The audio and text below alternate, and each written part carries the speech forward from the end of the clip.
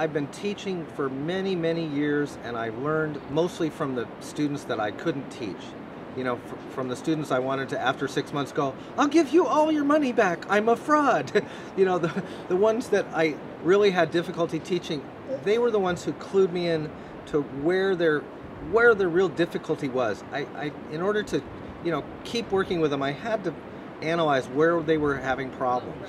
And so it became a matter of, I just oftentimes go, it's the mechanics. I couldn't make even any chord holding my hand that way. Also, I was, when I was younger, I was a guitar player, and at a certain point I had a lot of left hand pain, and I was fortunate enough to meet a very good classical teacher who was a student of Angel Romero's, a student of Angel's. And you know, he had me doing things in a few months that I never thought I'd be able to do, and my hands never hurt again. You know, and it was all just a simple matter of just minor adjustment in terms of how to hold the hands, how to move them less to get more done, and just basic mechanics. It wasn't a big transition. It wasn't like, oh, I got to start all over learning. Everything he taught me made it easier to do instead of harder to do. Probably where people get into the most trouble on the ukulele is on their left hand. The right hand's kind of anything goes. A lot of people have different approaches, but I talk about that quickly.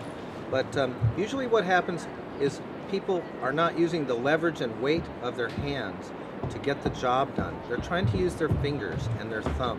So they're squeezing with their thumb and their finger. That, if you think about it, that's working against yourself, right? So usually what we try to do is harness a little bit of the weight of your hand by getting the ukulele up here, getting your arm and your hand in front of the uke, and using some of the weight of your hand and your arm to get the job done. If you do a bar chord like this with your hand in front, you just basically set it down there and it gets the job done. And then one of the other issues is people get misinformation about where they fret the string. You're always told to fret between the frets. That way you have to push the string all the way to the wood, which I call work, which I try to avoid. If you move your finger up to where you're actually touching the back edge of the fret, then all you're doing is trapping the string against the fret, and you don't need to push it all the way to the wood. So that saves a lot of energy. So mostly what people are doing is expending a lot of energy against themselves. They're pushing against themselves with their thumb. You want to get your hand out in front of the uke a little more so that the weight of your hand and arm do it. Shoulder, you want to cross the shoulder with your uke, get it up higher so you can get your hand underneath it. And then one of the other wastes of real estate that people do on their uke is typically when they'll finger a G chord, for instance, they'll angle their hand like this so that their knuckles are now perpendicular to the uke. But you see, if you spread your fingers out, you can reach quite a long ways on the uke if your knuckles are parallel. But as soon as your knuckles start to turn perpendicular, you start to run out of reach. And a lot of people are all, I can't reach, I can't reach. I can't reach to make an F minor 7. Well, it's hard to reach if you're doing this, but when you turn your hand this way, you can reach much further. So usually it's just a simple matter of physics, and a lot of times putting the uke in your lap instead of using a strap and getting it up a little higher is sort of the source of the misalignment for the left hand.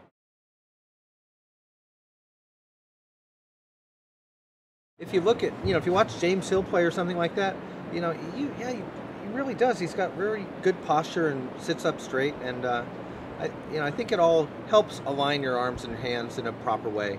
And then, when people are being casual about it, somebody might slouch in a chair when they're goofing around. When somebody's really trying to get the job done, when they're really playing something that stretches their abilities, you'll usually find that they're standing up straight and their alignment is pretty, not rigid, but good posture definitely helps.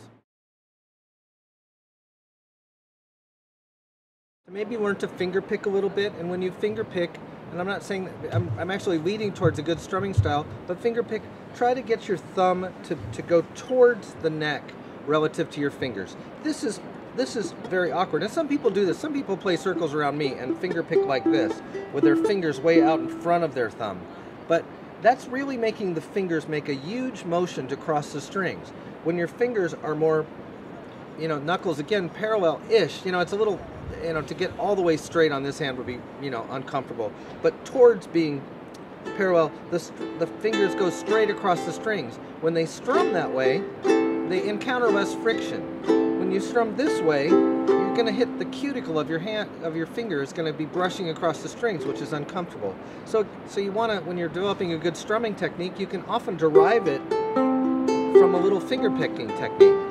And if the fingers are just going straight across the strings, they'll naturally go into a strumming pattern. So I often teach people to do a finger pick and then go back into a strum.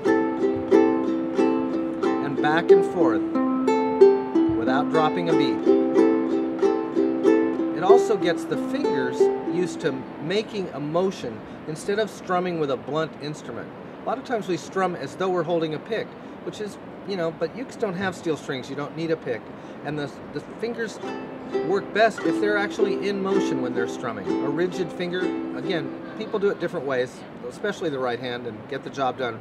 But I find that a rigid finger is not your friend. The finger wants to be in motion so that when you're doing like,